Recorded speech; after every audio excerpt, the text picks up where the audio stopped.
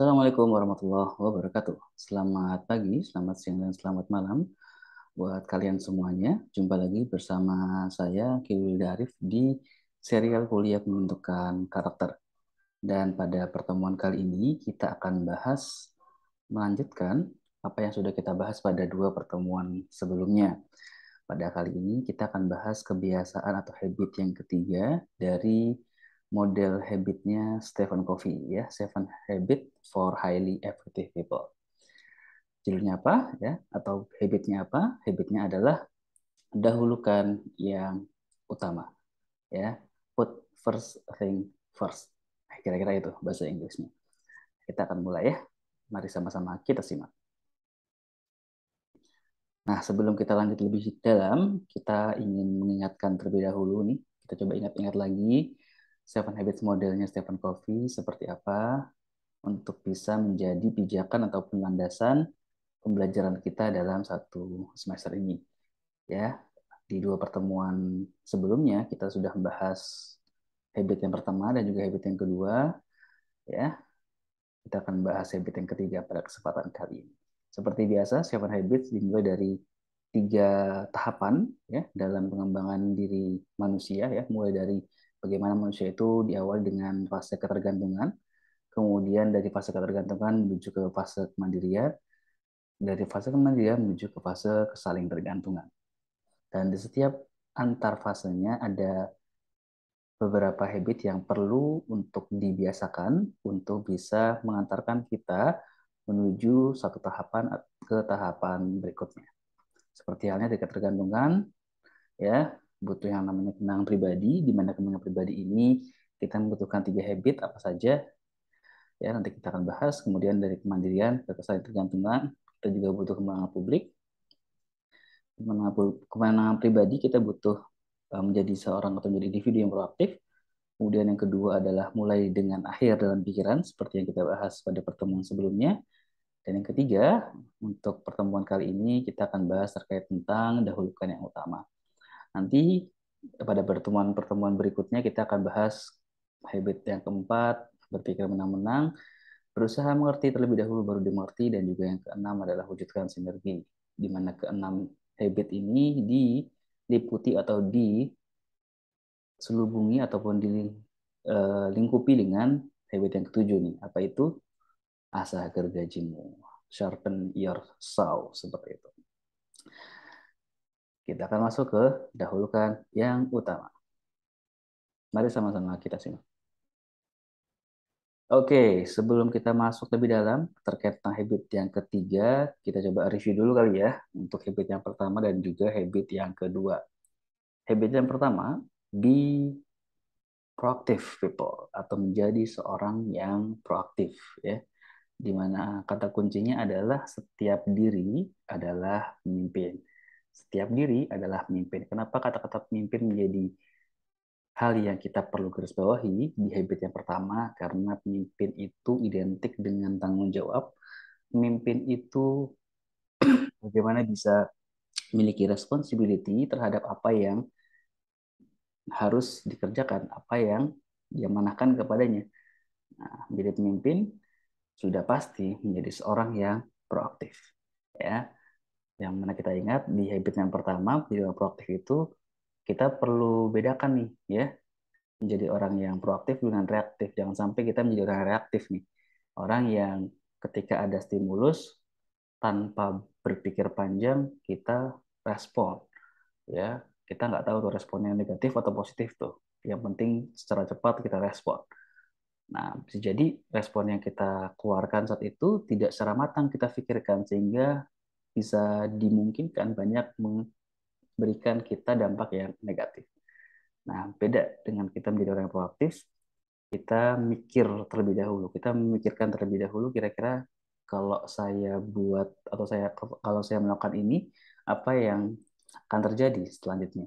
Kalau saya melakukan ini, apa juga yang akan terjadi selanjutnya? Nah, ada pemikiran di situ, ada proses berpikir di situ, sehingga dari situ ada pilihan dan kita memilih secara sadar dan kita memahami konsekuensi-konsekuensinya. Dan ingat, konsekuensi tidak bisa kita ubah, yang bisa kita ubah adalah action kita sendiri. Itu terkait dengan habit yang pertama. Habit yang kedua adalah, nah ini ya, alam pikiran mendahului alam fisik. Segala sesuatu yang terjadi di dunia ini secara real, secara nyata, sebelumnya pasti ada dulu di alam pikiran kita.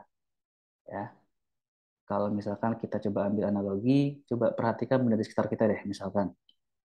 Misalkan ya laptop nih yang ada di depan teman-teman ya. Laptop itu sebelum dia jadi laptop di dunia nyata, para penemu laptop itu pun memikirkan laptop itu seperti apa, akan seperti apa bentuknya, sebelum ke bentuknya akan bisa digunakan seperti apa, atau lebih lebih esensial lagi pertanyaannya adalah dengan laptop ini masalah apa yang bisa terselesaikan.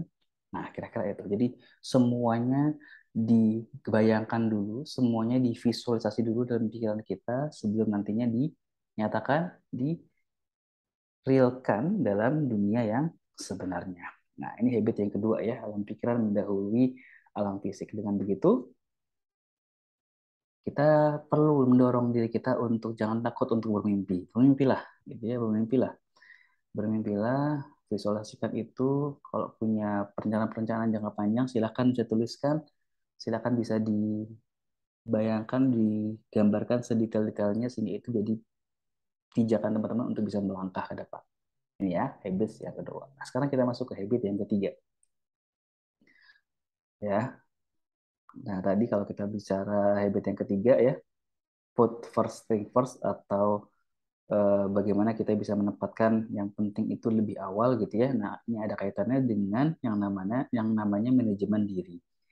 Manajemen diri berawal dari kepemimpinan diri. Nah, berbicara tentang manajemen diri, teman-teman semuanya, ini kan akan berkaitan dengan bagaimana kita mengelola segala bentuk resource atau segala bentuk sumber daya yang kita miliki sebagai individu. Sumber daya apa saja? Banyak. Dan yang paling penting adalah sumber daya waktu.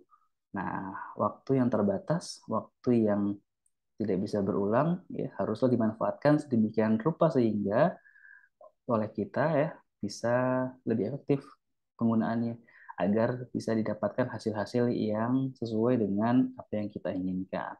Nah, itu yang kaitannya itu yang berkaitan dengan atau itu yang kita akan coba bahas lebih mendalam kalau kita kaitkan dengan konsep ataupun konteks manajemen diri. Nah, kalau kita bicara tentang manajemen diri, maka awalnya adalah bagaimana kita bisa bertanggung jawab terhadap diri kita sendiri. Peran kita sebagai seorang anak, peran kita sebagai seorang mahasiswa, peran kita sebagai seorang kakak, peran kita sebagai seorang adik, ya nanti misalkan peran kalian sebagai orang tua, ayah atau ibu gitu ya, pasti memiliki tanggung jawab dan ketika kita berhasil menanggung ataupun memikul tanggung jawab atau berhasil untuk kemudian bisa melaksanakan segala bentuk hal-hal yang kita anggap sebagai tanggung jawab kita dengan baik ya tanpa mengurangi nikmat atau tanpa menzolimi gitu ya bahasanya ya atau tanpa melukai atau menyakiti orang lain gitu ya. Nah, itu kita istilahnya sudah berhasil untuk bisa membina ataupun meningkatkan kepemimpinan diri kita. Nah, ini kira-kira esensinya di habits yang ketiga itu adalah terkait tentang manajemen diri. Nah, sebelumnya saya mau coba cerita dulu terkait tentang satu alat ukur atau satu indikator yang digunakan secara global ya, secara internasional untuk kemudian mengukur bagaimana satu negara itu bisa diukur kemajuannya. Nah, alat ukur yang dimaksud adalah Global Competitiveness Index. Nah, ini GCI beberapa negara ya di ASEAN ya tahun 2017 sampai 2018.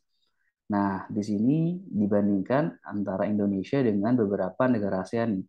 Indonesia yang warna pink, Singapura yang warna biru, Malaysia yang warna abu-abu, dan juga Thailand yang warna merah. Kalau kita lihat di sini, ya Indonesia mostly berada di bagian dalam lingkaran. Dengan itu berarti kita masih di bawah rata-rata, secara rata-rata kita masih di bawah beberapa negara yang menjadi komparasi di ASEAN. Singapura, Malaysia, Thailand.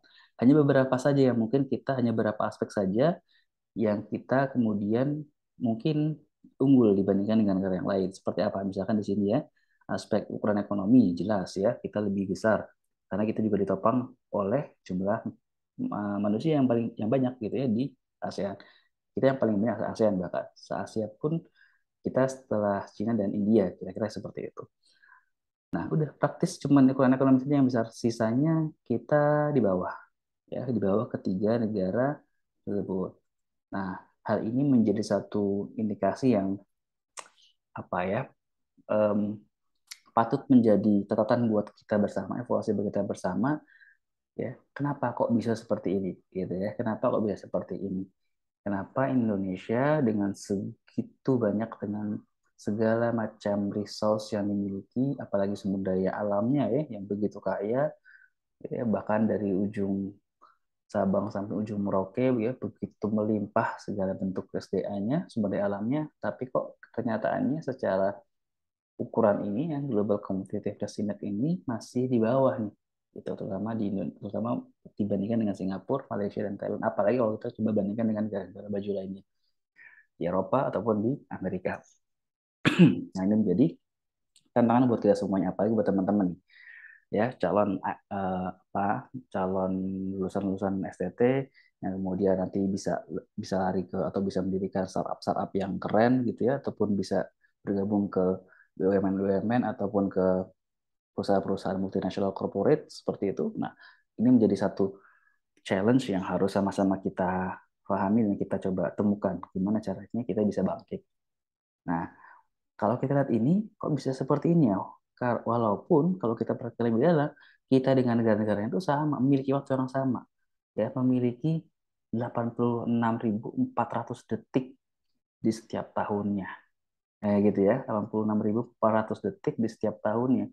Tapi kok secara output, secara result, ya, secara result kok beda gitu. Nah, kira-kira apa yang menyebabkan ini bisa terjadi? Salah satunya adalah yang akan kita bahas pada kesempatan kali ini. Bisa jadi salah satu hipotesis terkuatnya adalah kita belum mampu untuk bisa memprioritaskan mana-mana saja hal yang sekiranya menjadi hal yang penting untuk dikembangkan di negara ini, mana yang enggak terlalu penting-penting amat gitu ya. Tapi kita malah memilih itu untuk bisa dikembangkan. Nah, ternyata ya nanti ketika teman-teman juga nanti punya keinginan, ada saja mungkin ya nanti ya yang jadi seorang teknokrat, seorang konsultan, atau seorang pejabat publik begitu yang dia merumuskan kebijakan-kebijakan publik. Nah, ini teman-teman akan dihadapkan dengan tadi pilihan-pilihan, yang pilihan-pilihan itu nantinya harus kita pilih, nggak bisa enggak gitu. Dan bagaimana cara kita memilih? Nah, kita perlu tentukan dulu yang namanya prioritas-prioritas mana yang kita dahulukan di atas prioritas yang lain atau di atas hal yang lain. Nah, ini itu yang kita akan bahas pada pertemuan kali ini, Mbak. Sebelumnya, nah, coba deh teman-teman kita refleksi deh. Nggak perlu tulis di kolom komen, tapi tulis aja di catatan teman-teman di satu kertas ya, mungkin bisa teman-teman sediakan. Coba deh tulis aktivitas teman-teman dalam satu pekan ini, ya, apa saja yang kemudian, nah, tiga hal ini. Pertama, lebih dari 1 jam. Teman-teman melakukan ini lebih dari 1 jam. Kemudian menyedot perhatian teman-teman, membuat teman-teman harus fokus untuk ini. Kemudian yang ketiga adalah memiliki dampak yang banyak, ya, bisa dampak yang negatif atau dampak yang positif, terserah. Coba deh teman-teman uh, tulis di kertas lembar seperti itu ya. Coba tulis aktivitas teman-teman dalam waktu pekan ini yang lebih dari 1 jam, menyedot perhatikan, memiliki dampak yang banyak. Kita akan coba sama-sama lihat nih, banyakan mana nih aktivitasnya, banyakan yang masuk ke prioritas yang sebenarnya nggak penting-penting amat, atau masuk ke prioritas yang lumayan penting gitu, atau yang berguna buat teman-teman. Nah, who knows, kita akan coba sama-sama lihat ya. Tapi setidaknya coba teman-teman tuliskan dulu. Oke, sembari teman-teman tulis, kita lanjutkan. Nah, ketika kita bicara tentang prioritas, maka kita perlu mengklasifikasikan dua hal ini ya. Ada big things, ada juga little things. Nah, dari apa yang sudah teman-teman tulis tadi, ya, coba deh diklasifikasikan.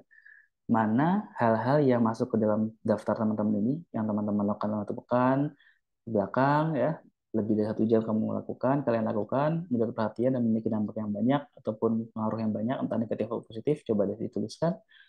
Dan coba diklasifikasikan setelahnya. Mana dari kesemua itu yang penting, ya, mana yang tidak penting menurut kalian. Tentu menentukan penting tidak penting ini subjektif bagi teman-teman. Ya, saya tidak punya kuasa untuk menentukan apakah satu hal itu penting buat teman-teman atau tidak. Yang punya kendali adalah teman-teman sendiri. Oleh karena saya katakan mengatakan penting tidak penting itu adalah hal yang ada sesuatu yang subjektif buat teman-teman. Maka silakan pilih. Ya, coba deh tulis tadi list atau daftar beberapa aktivitas teman-teman tadi yang masuk ke dalam kriteria yang tadi saya sebutkan, 3 hal tadi. Oke, setelah sudah coba diklasifikasikan. Pertanyaannya, banyakkan mana? Gitu ya. Apakah banyakkan yang penting ini atau banyakkan yang tidak penting ini? Oke, coba deh. Ini juga bisa jadi bahan refleksi teman-teman nih. Dari sekian banyak aktivitas yang saya lakukan dalam satu pekan ini, kira-kira saya banyak melakukan yang mana ya? Yang mana ya? Melakukan sesuatu yang penting buat saya atau yang tidak penting jangan-jangan. Nah, ini coba kita bisa refleksikan. Oke, kita lanjutkan. Nah, untuk itu kita pun juga perlu ya untuk memastikan tadi ya agar kita ke depan ya, tadi kan kita bicara ke belakang ya yang sudah. Nah, ke depan seperti apa? Kita perlu mengantisipasinya agar jangan sampai pilihan-pilihan itu lebih banyak ke arah yang tidak penting gitu. Kita perbanyak ke hal-hal yang sifatnya lebih penting. Oleh karenanya kita butuh yang namanya ini dia skala prioritas. Ya, skala prioritas secara lazim kita bagi ke dalam 4 kuadran teman-teman. Apa saja? Ya, kuadran pertama, kuadran kedua, kuadran ketiga, dan kuadran keempat. Nah, di bagian vertikal ya terangannya ada bagian yang tidak penting sama bagian yang penting. Di bagian yang horizontal ada bagian yang mendesak dan tidak mendesak. Di kuartal atau di kuadran yang pertama ini adalah hal-hal yang penting dan juga mendesak, gitu ya, hal-hal yang penting dan juga mendesak. Kemudian di kuadran yang kedua ini adalah hal-hal penting namun tidak mendesak. Istilahnya masih ada tenggat waktu yang cukup lama lah untuk kita kemudian persiapkan. Yang ketiga ini adalah hal yang tidak penting namun mendesak. Hal yang keempat adalah hal yang tidak penting namun dan juga tidak mendesak. Nah, kira-kira kita perlu memprioritaskan yang mana nih? Kuadran pertama, kuadran dua, kuadran ketiga, atau kuadran keempat? Oke, silakan bisa tebak dalam hati, nggak usah tulis di komen. Ya, nanti kita akan sama-sama tahu atau sama-sama telusuri jawaban yang benarnya seperti apa. Mana dari antara kuadran ini yang perlu kita benar-benar prioritaskan? Oke, dan gimana caranya kita masing-masing menyikapi beberapa hal yang ada dalam setiap kuadrannya. Nah, kita mulai dulu dari kuadran keempat, teman-teman. Sesuatu yang tidak penting dan juga tidak mendesak. Ini ya. Contohnya apa? Misalkan ini nih, yang kita sering lakukan ya. Browsing status media sosial tanpa tujuan yang jelas, ya. Stalking. Atau scrolling dan seterusnya. Gitu. Atau yang lainnya menonton TV atau film berlebihan tanpa ingat waktu gitu ya.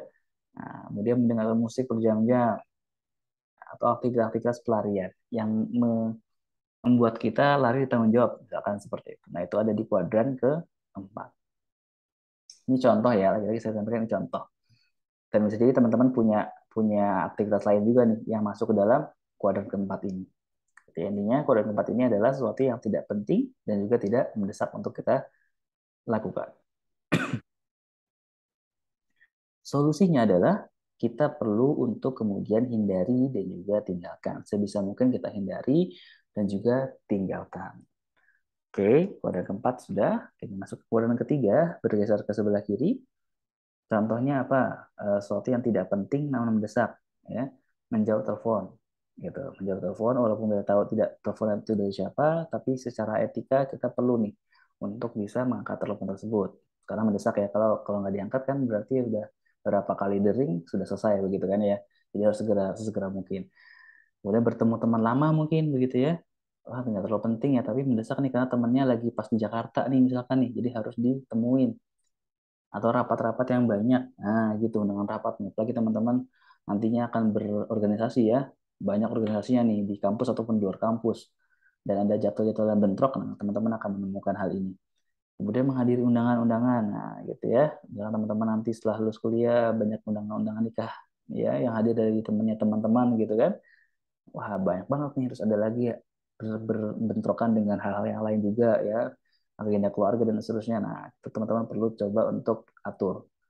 Nah, solusinya gimana? Untuk kuadran ketiga ini, solusinya adalah kita mengurangi atau coba didelegasikan kepada orang yang bisa kita delegasikan gitu. Atau kalau kita menjadi seorang ketua bidang, ya kita punya anggota, nah kita delegasikan kepada anggota kita. Atau kalau nggak bisa didelegasikan, coba kita kurangi gitu. Coba kita kurangi pada masing-masing aktivitasnya. Ini kuadran ketiga.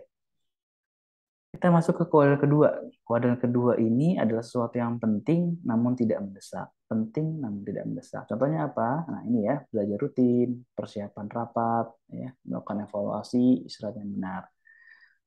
Terkesannya memang ini ya, dia tidak terlalu panjang ya tenggat, bukan apa targetnya karena ya masih jauh gitu. Cuman ini perlu dilakukan untuk mendapatkan hasil yang optimal gitu ya, belajar rutin ya. Kalau tidak rutin ya belajarnya apa? Belajarnya mendekati ujian aja ya percuma aja gitu. Tidak dapat pemahaman yang utuh gitu ya. Atau persiapan rapat kalau tidak dilakukan jauh-jauh hari ya udah ya akan ini akan apa? Bahan yang dibuat untuk kemudian melakukan rapat gitu tidak disiapkan dengan matang dan seterusnya sehingga rapatnya pun tidak berjalan dengan baik. Maka evaluasi pun juga sama, dan istirahat yang benar pun juga sama. Nah, solusinya apa untuk ini? Solusinya adalah kita perlu fokus untuk melakukan ini. Gitu ya. Kita perlu fokus untuk melakukan ini. Nah, kurang satu kuadran lagi nih teman-teman. Kuadran pertama ya, aktivitas yang penting dan juga mendesak. Penting dan juga mendesak. Contohnya apa? Contohnya ketika ada musibah, kita kan harus penting nih untuk menyelamatkan diri ya, dan juga menyelamatkan keluarga kita, misalnya gitu ya, dan juga mendesak. Harus saat itu juga nggak boleh tunda-tunda, karena kalau udah ditunda-tunda, ya udah pas musibah semakin parah dan ya akan menimbulkan banyak kerugian yang lebih lebih banyak seperti itu. Dan juga misalkan apa deadlineer gitu kan. Nah, waktunya tinggal besok belum selesai nih kerjaannya nih harus dikejar. Nah, ini deadlineer ya. Nah, ini contohnya kuadran pertama. Nah, solusinya apa? Solusinya kita perlu memanage atau mengantisipasi. Misalkan musibah ketika ada bencana alam gitu ya, bencana alam. Bencana alam kita ada ilmunya nih, ada yang namanya mitigasi bencana gitu ya atau mitigasi risiko bencana gitu kan. Kita tahu bencana ini tidak bisa diprediksi secara secara presisi gitu ya, tapi kita bisa mengantisipasi agar bencana tersebut tidak memberikan dampak negatif atau kerugian yang besar. Nah, dikurangin tuh dampaknya itu kemungkinan bisa menimbulkan dampak itu dikurangin. Nah, itu yang bisa kita lakukan. Kita mengantisipasi itu. Udah ya, ini kuadran pertama. Oke, kita udah dapat nih kuadran keempat ya, tidak penting, tidak mendesak. Kuadran tiga tidak penting tapi mendesak. Kuadran dua penting tapi tidak mendesak. Kuadran satu penting namun mendesak. Nah, dari penjelasan ini sejauh ini sudah bisa nebak belum teman-teman dari keempat kuadran ini mana yang sekiranya perlu diprioritaskan.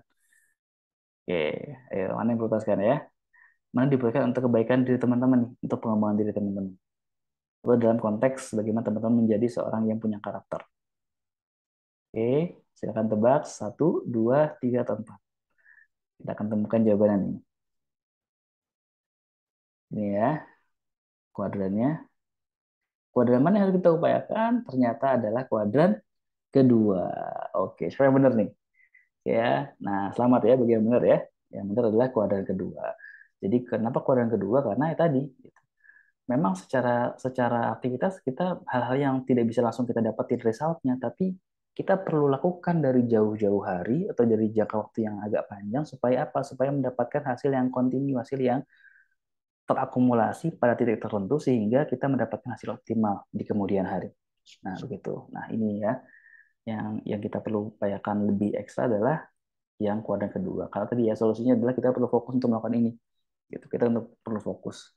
Namanya juga pembiasaan, kebiasaan gitu ya, kebiasaan habit gitu. Kebiasaan habit itu nggak bisa satu dua hari langsung terbiasa, nggak bisa. Harus harus coba dibiasakan dalam jangka waktu yang berkala atau jangka waktu yang lama. Seperti itu. Oke, bisa dipahami ya. Jadi arahkan semuanya ke kuadran kedua. Penting, tidak mendesak. Oke, bila ada pertanyaan yang terlintas di benak teman-teman, silakan bisa tuliskan di kolom komen ya. Oke, nanti bisa kita bahas atau kita diskusikan bersama-sama di grup WhatsApp kita.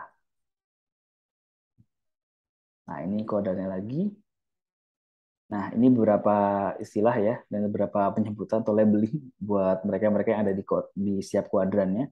Untuk kuadran pertama ya, yang penting mendesak adalah seorang yang procrastinator biasanya, orang yang menunda-nunda gitu. Kalau orang yang membiasakan diri untuk bisa fokus di hal yang penting tapi tidak mendesak ya, atau di kuadran kedua ya, maka dia masuk ke dalam orang yang prioritizer gitu, orang yang memprioritaskan segala satunya dengan matang dengan baik gitu. Nggak nunggu-nunggu tuh direncanakan dengan matang-matangnya dari jauh-jauh hari, kira-kira seperti itu. Yang ketiga adalah the yes man, orang yang iya-iya aja gitu ya. Orang bosnya ngomong apa dia iya gitu, tanpa ada argumentasi yang jelas. Ketika itu merasa apa, ketika satu arahan itu dari bosnya gitu ya, itu menyalahi aturan misalkan, nah gitu ya. Nah, jangan juga jadi yes yes man aja gitu. Kita perlu coba melakukan argumentasi yang bisa dipertanggungjawabkan untuk bisa ya tadi menghindari hal yang tidak diinginkan ke depannya. Ya, tidak penting dan mendesak.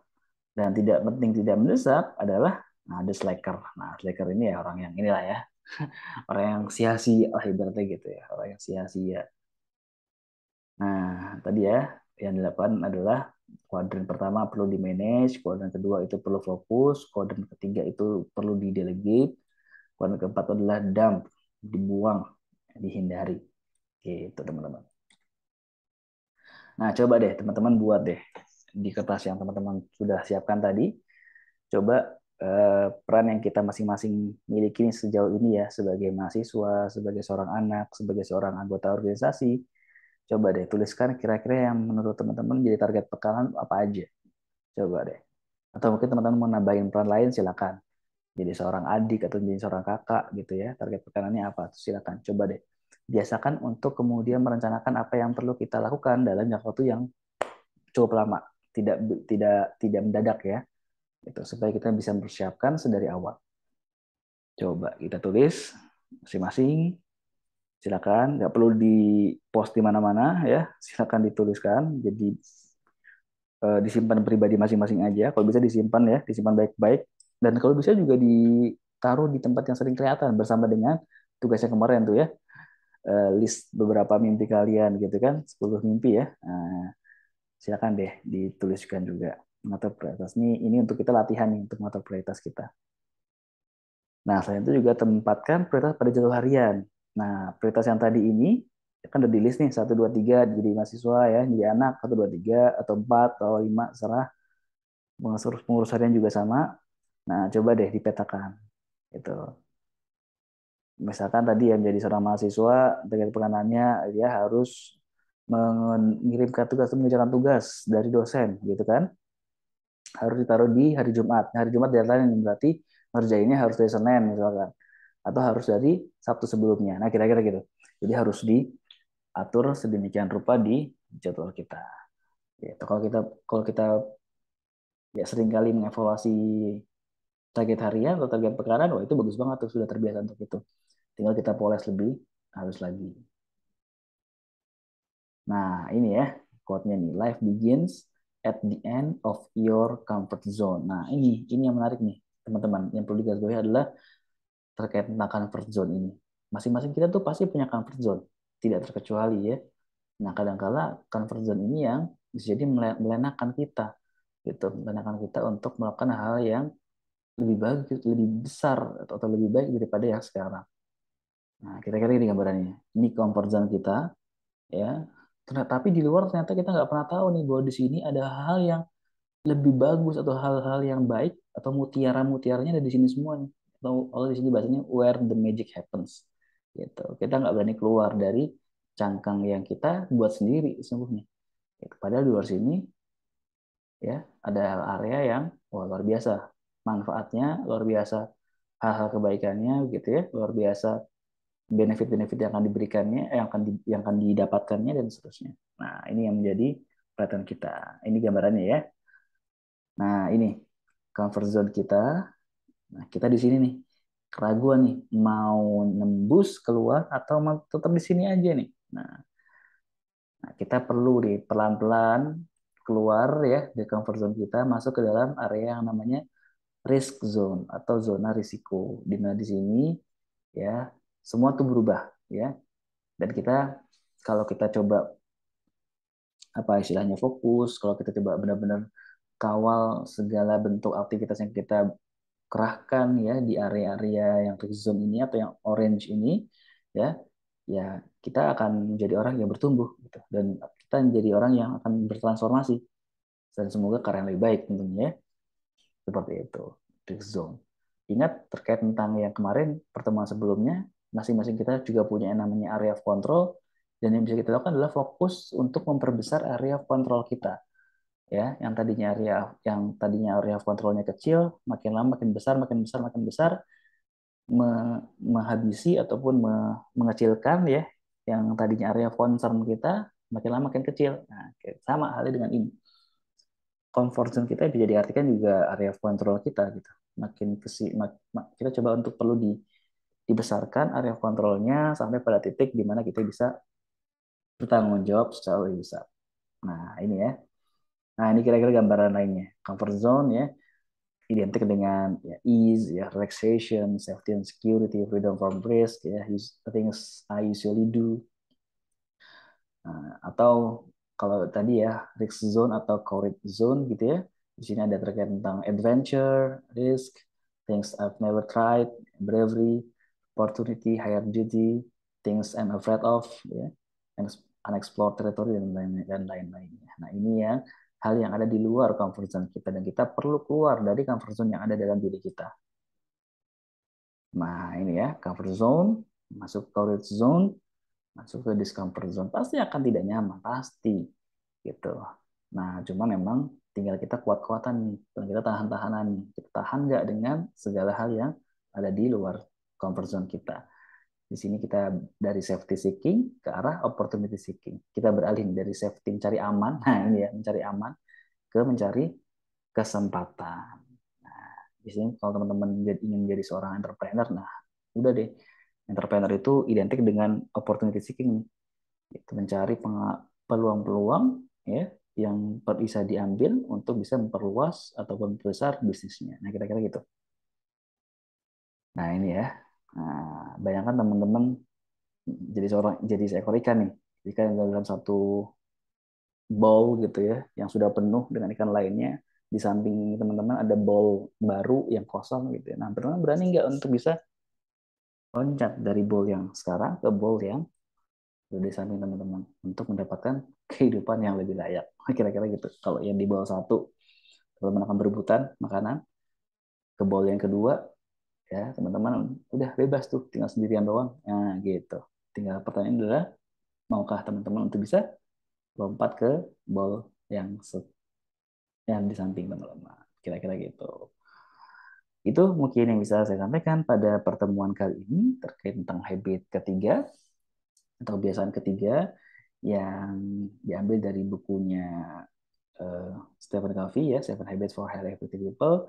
Silakan bisa dimaknai, silakan bisa direfleksikan, silakan bisa dipikirkan sejauh ini teman-teman seperti apa, sudahkah banyak melakukan hal yang penting atau mungkin masih melakukan hal yang tidak penting. Nah, kita perlu lagi untuk bisa mengatur skala prioritas kita. Dan untuk bisa mendalami ini, silakan bisa teman-teman unduh sepertinya ada di internet ya, bukunya bukunya Stephen Covey ya, Seven Habits for Highly Effective People dan juga buku buku pecahannya. Jadi Stephen Covey ini kan ada tujuh habits ya. Dan di setiap habits ini Stephen Covey membuat buku buku ini ya, buku sendirinya atau buku detailingnya gitu ya, untuk bahas bab per bab atau habits per habit. Nah, untuk yang bab habits yang ketiga ini Stephen Covey pun juga buat bukunya nih. Bukunya judulnya ya tadi ya, First Thing First gitu ya. Nah, silakan dicari di internet ya, cari aja First Thing First PDF gitu ya. Silakan bisa dicari dan bisa dibaca-baca untuk bisa mendapatkan pemahaman yang lebih baik lagi daripada yang sekarang. Itu yang bisa saya sampaikan pada pertemuan kali ini. Kalau ada salah kata mohon dimaafkan. Saya berjumpa lagi pada pertemuan berikutnya. Assalamualaikum warahmatullahi wabarakatuh.